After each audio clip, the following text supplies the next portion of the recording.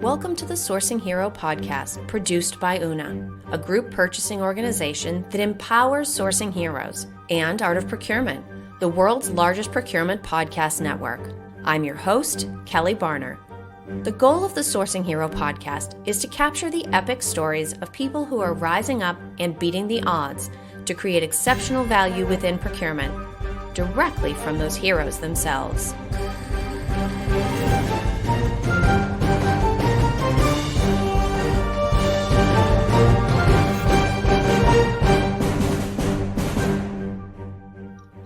Today, my guest here on the Sourcing Hero podcast is Simon Horton. Simon is the founder of Negotiation Mastery, where he provides negotiating, training, and coaching for banks, law firms, global blue chip companies, and even hostage negotiators. He has written several books, including his latest title, just released this past spring, called Change Their Mind: 6 Steps to Persuade Anyone, Anytime. So, hi, Simon. Thank you so much for being here with me today. Hi, Kelly. My pleasure. So I shared a little bit of high-level background in my intro, but what else is important for people to know about your professional journey to this point? No, that was a very good intro. Thank you very much for that. One not professional thing is that actually I think it might be useful for the audience to know that actually I'm just recovering from COVID. So if I do burst into a horrible coughing fit and die mid-sentence, the audience will know why now. But in terms of the professional experience, perhaps the only other thing that I might add is just to give you a little bit of background why I wrote the new book, Change Their Mind.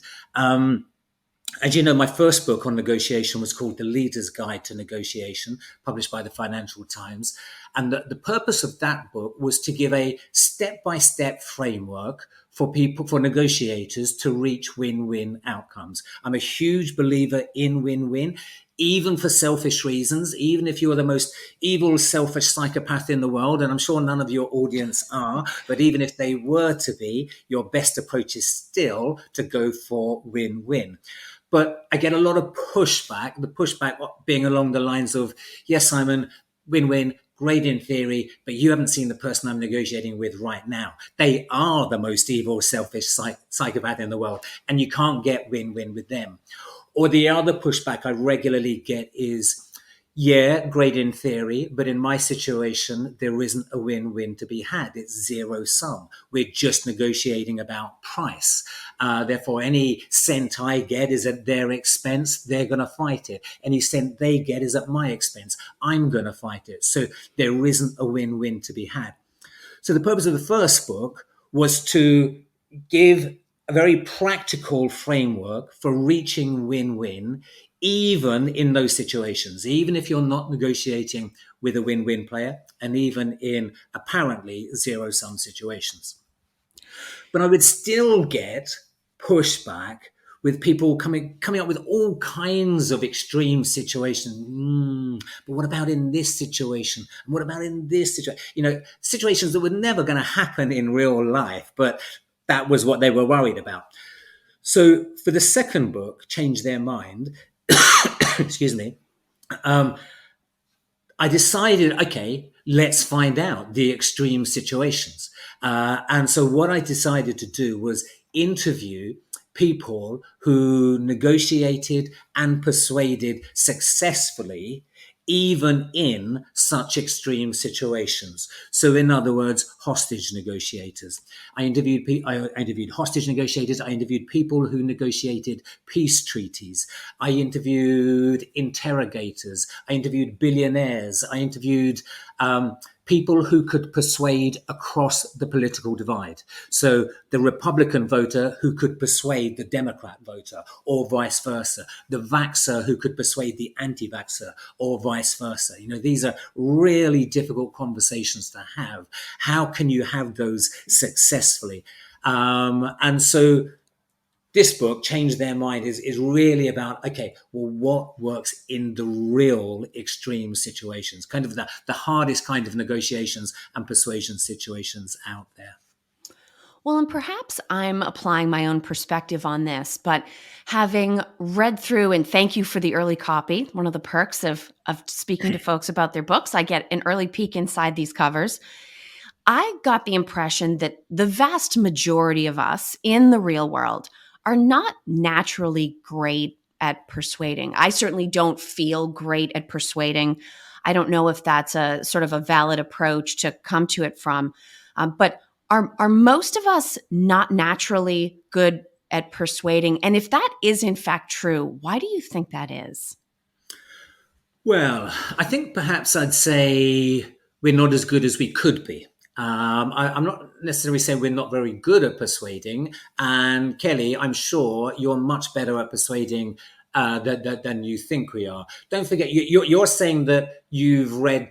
You're coming to that conclusion partly after reading this book, and don't forget that this book is about those extreme situations. But at the same time, I think you do make a good point that we could all be much better at persuading. And often it's those people who say they're not very good, I actually think are often better than they think they are. And it's those people who say that they are very good that I think, I'm not sure I trust that quite so much, kind of thing. And why? I think it's because we assume the world sees the situation, we assume that everybody else sees the world the same way that we do. So the logic in whatever situation it is, the logic that persuaded us, we think will persuade them too. And that's what we bring to the conversation. But it doesn't, because they're very different. We came to our logic because we are a certain type of person. We have a certain perspective on that situation. We bring a certain history to it. We've got our set of values. We've got our personality type, etc., that we bring to the situation. And so a particular logic works to persuade us in that situation. But the other person that we're trying to persuade now, they're a very different person. They've got a very different perspective. They bring a very different history to it. They've got a very different set of drivers, a different set of criteria they're looking for, different set of values they're considering, etc. So the logic that persuaded us isn't going to be the logic that persuades them. So if we want to get better, we need to take time to think about it from their perspective. What is the logic that will persuade them, which might be quite different to the logic that persuaded us? And it's interesting. I was thinking as you were talking, I suppose I should give myself some credit because I did persuade you to come on this podcast. Exactly. You're a master persuader. I may have not have realized I was persuading. But here's the other thing, and this is something that even as someone who does not consider myself a persuasive person, really connected with me.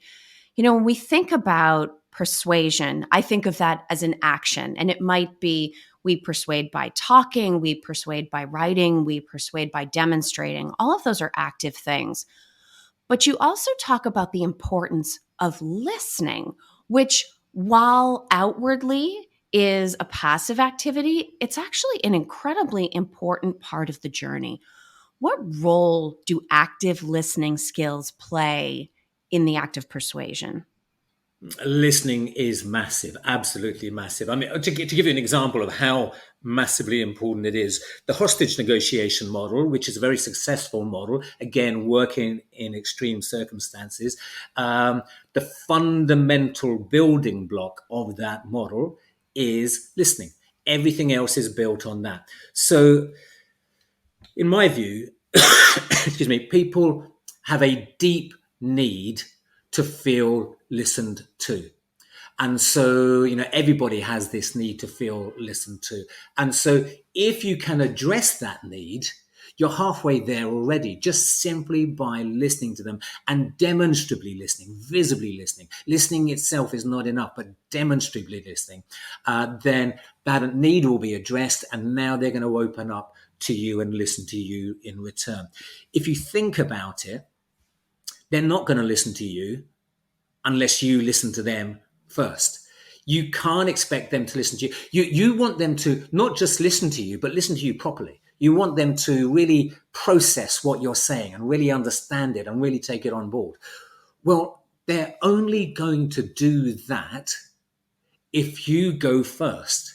If you fully listen to them and process it and really try and understand it and take it on board. You can't expect them to unless you go first. So, and it's tremendously important for other reasons as well. After all, in any persuasion situation, typically you know half the answer and they know half. So you've got to listen to them to find out what the whole of the solution is going to be. And even more than that, even there's whatever the outcome is, you're going to have to frame it differently depending on who you're talking to. If I've got a particular message I want to get across, and I'm going to, and let's say I'm talking to the CFO, I'm going to require a different framing for them compared to the CEO, compared to the head of sales, compared to the head of purchasing, compared to the head of legal. You're going to have to frame that same message slightly differently to each of them. Well, how do you know how to frame it for that given individual? Well, you find out through listening, through the deep listening. In the deep listening, listening to not just the words, but behind the words, listening to the emphasis, listening to the pause, listening to the slight shift in tonality, these kinds of things, you'll find out how to frame your message to help that person make the decision you want them to make. And to that point about framing and coming to the conversation with half of the answer, we actually need to back up one more step and think about the preparation that has to take place before you're on the phone, at the table. So many people, especially in their jobs, are so busy today that I actually have started the practice of, I certainly check through my agenda for the next day, the night before, but I don't necessarily anticipate that others will do the same. And if I'm speaking to someone for the first time that I haven't talked to in a while, I usually try to find a way to very politely start each call with, "Hi, do you know who I am and do you know why we're here?" Because I think a lot of people are skidding on two wheels into each next session. They're not sort of mentally prepared for whatever kind of work is supposed to take place during that period of time. What is the preparation that we need to invest in, both to be prepared to frame the situation and also to be able to listen to and truly hear what the other party or parties are saying to us? Yeah, very good question. And what I like there is that you're including listening as part of your preparation. How can we prepare to listen better? And I think, and that is a nice thing to do. We often, when we do take the time to prepare, we kind of prepare at best about the material outcome we're after. Yeah. Usually if we do any preparation, it's about the material outcome that we're after. If we go a little bit further, we might kind of strategize about how we're going to get there. If we go a little bit further still, we might prepare about the other person and do some research on the other party and what's their situation and their perspective, etc. And all of these things are really good things to prepare.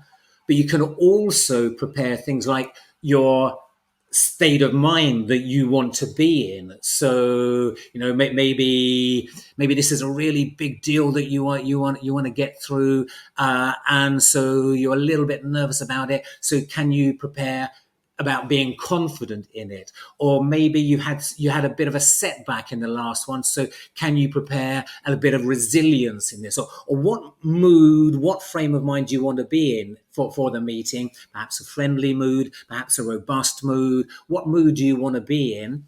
Can you prepare that for that meeting?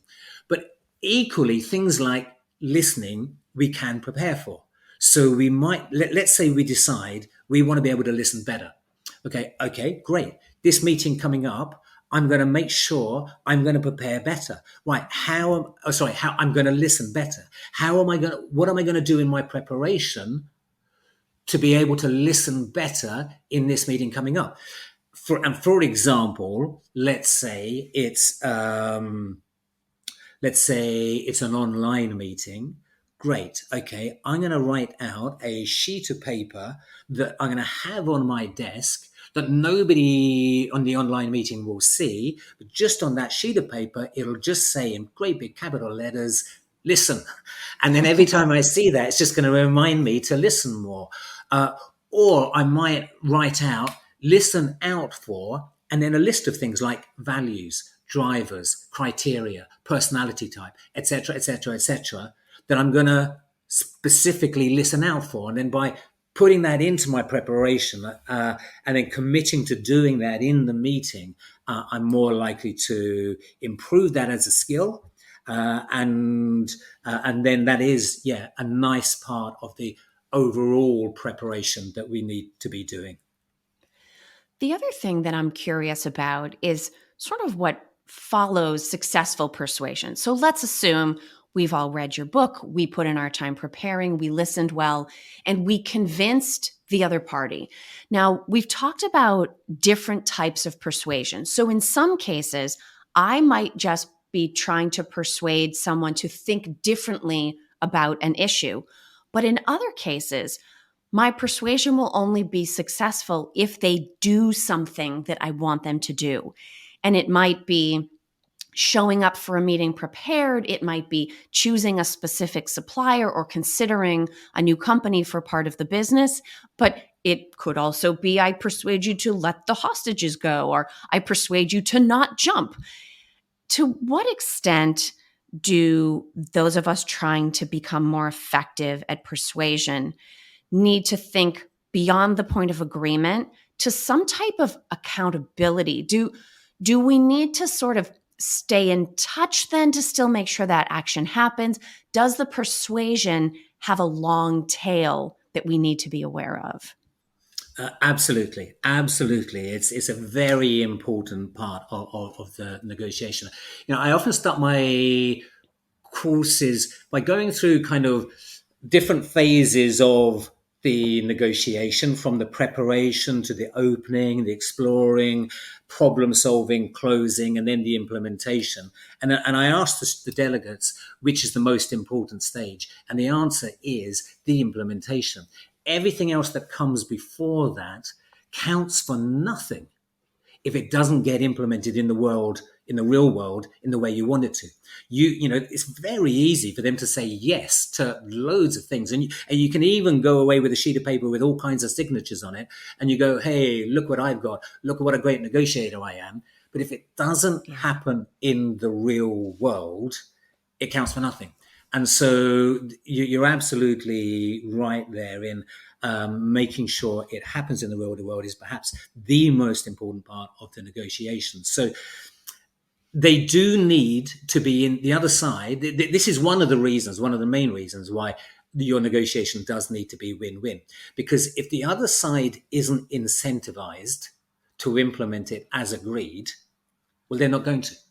Or they're going to find a way of evening it up in a way perhaps that you don't necessarily know about. So, that they might put their juniors on the job, or they might cut corners, or use cheaper material, or follow the letter of the agreement rather than the spirit of the agreement, these kinds of things. And you might not find this out until it's too late. The great example of that, certainly in the UK and in Europe. I'm not sure whether you had a similar situation in North America. You might have. But we had, a few years ago, we had the horse meat scandal over here. Yeah, where basically the big supermarkets squeezed their suppliers because they could. And they squeezed them more, and they squeezed them more, and they squeezed them more. And then the suppliers said, yeah, whatever, we'll sign. And then they put horse meat in the burger instead of beef.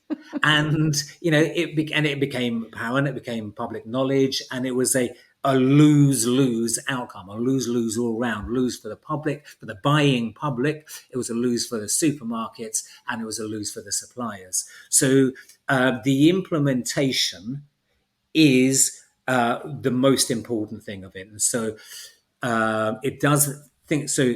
Considerations there means it does need to be win-win. They do need to be incentivized.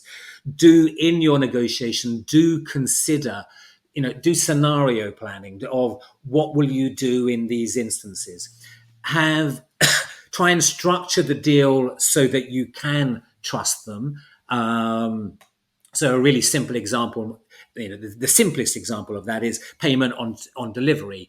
Now they're going to deliver because they're only going to get paid if they do deliver. So you've structured the deal that you kind of can trust that they will implement the way you want them to implement them to. So can you find structures like this, incentivizations clause, penalty clauses, and that whole idea of trust but verify.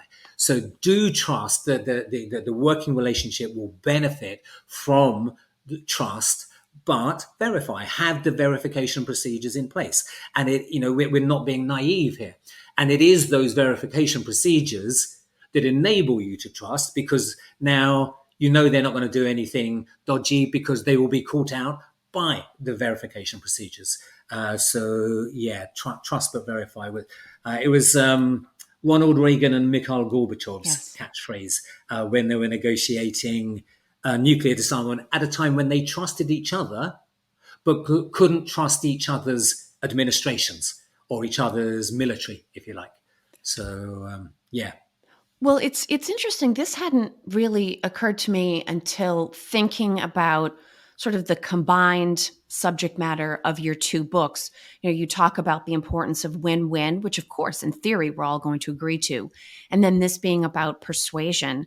I think for me, the importance of bringing those two ideas together is I always worry a little bit about, I'm making this up, persuader's guilt. This is a source of stress for me, because if I persuade you to think something, to do something, and then it turns out I was wrong, or I shouldn't have tried to persuade you to change your beliefs on something, maybe that was further than it was appropriate for me to go. As long as I also abide by the rules and values of win-win, I hopefully can't put myself in a situation where I've done something that's good for me, but bad for you because I was such an effective persuader. I like the way that those two ideas come together. I think there's a lot of value in that. Yeah, I agree. I think, persuasion, manipulation, etc., all of these things, there's a gray area there. For me, a key distinction is it for their advantage or not? If it's purely for your advantage, then there's, likely we're on the wrong side of the line. But if we're considering their advantage and helping them get their win as well, and if we are being open and not opaque, we're not lying, we're not doing any trickery, we're not holding things back, we're being as open as possible, and we're allowing them to say no. We're not forcing them into a corner or anything like that. We're giving them a route out. Then I think that will help in terms of that dilemma that you mentioned. Yeah. Now, Simon, you've been an absolute champ. I appreciate you going through with this interview, despite the fact that you're fresh off COVID. But by the rules of the Sourcing Hero universe, I can't completely let you off the hook until I ask you the big question. And this is sort of like podcast hazing. This is the question that everyone who joins me here shares their perspective on.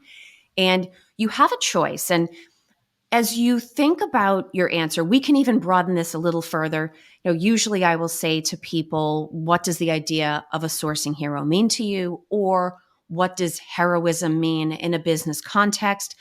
But given your time with diplomatic negotiators, hostage negotiators, people in very different walks of life that nonetheless have experiences and skills that are valuable in a corporate setting. We can make this as broadly as you like. But I would like to hear about your thoughts on the idea of heroism. Yeah, and what a question! What a question! We need more heroes. We need more heroes. So it's great that you raise this at the end of every podcast. For me, heroism is about doing the right thing when it is difficult, when it requires bravery, when it is perhaps scary, when perhaps other people are saying, no, no, no, it's the wrong thing, but you have a strong belief that actually, no, this is the right thing. So I'm happy to answer it in a sourcing context, because in a way it's the same as in a broader context, but just apply to this context. And it's, for me, a sourcing hero is somebody who looks for the win-win, who, we are told in business, we've got to squeeze them down, we've got to squeeze them for as much as we can. And I just don't think that that's a good approach overall. But even for selfish reasons, it's a really short-sighted approach. And I think the sourcing hero goes the opposite. They invest in their suppliers. They help their suppliers be as good a supplier as they possibly can be. If you're a car manufacturer, for example, the quality of the car that you sell is a function of the component parts that it's made up of. So in other words, you want all of those component parts from those suppliers to be as good component parts as possible. So in the negotiation, you want to help the supplier get as good outcome for them, not at your expense, because these things aren't zero sum.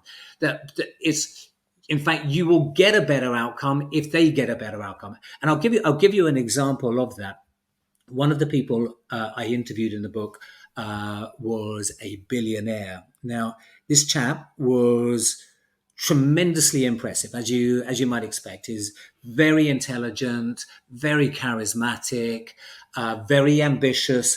All of which you might expect. What was especially striking about this person was how ambitious he was for the other person. He was super ambitious for the other party in the negotiation. They'd be saying, "Oh, we'd like to get X," and he'd look at it and he'd think and go, "No, no, no, no. We can get you much more than that." And he'd be negotiating them up rather than down. The point being that they would then go, "Oh, that's really interesting. Yeah, I hadn't seen it like that way. Oh, great." And now they were fully inspired to work really hard and bring all of their energies to getting this ambitious outcome for them that was going to help him get his ambitious outcome. So now all of the energies were working together towards getting an ambitious outcome for everybody. So that's who my sourcing hero would be. And I think that is a position that any of us can easily aspire to want to find ourselves in, not only because it sounds like tremendous fun to be a billionaire, but because we do want to be the kind of person that invests in relationships, that wants as much for everyone involved as they can possibly get. And I would venture to guess that you and I have persuaded quite a few people to be interested in reading both of your books. I highly encourage people to read both. Where is the best place for people to go if they want to buy your titles? Yep. Best place to go if you want to buy the titles is Amazon, I'm guessing. So Amazon.com, search for Simon Horton, change their mind, and you'll find it. If you did want to go to my website, you can find it on there as well. It's www.negotiationmastery.com with a hyphen in between negotiation and mastery. And if people are interested in connecting with you personally, what's the best way for them to reach out? Love them to. LinkedIn. I'm reasonably active on LinkedIn, so love them to connect with me on LinkedIn. Excellent. Simon, thank you so much for joining me today. My pleasure. Thank you for listening to this episode of the Sourcing Hero podcast. Join us again next time for more true stories of sourcing and business heroism performed by your colleagues and peers. Look for the Sourcing Hero wherever you get your podcasts, and don't forget to subscribe. Finally, don't forget, sourcing heroism is taking place all around us every day. Keep your eyes open and you're bound to see it. Until next time, I'm your host, Kelly Barner. Stay well, and always remember that you can be a hero too.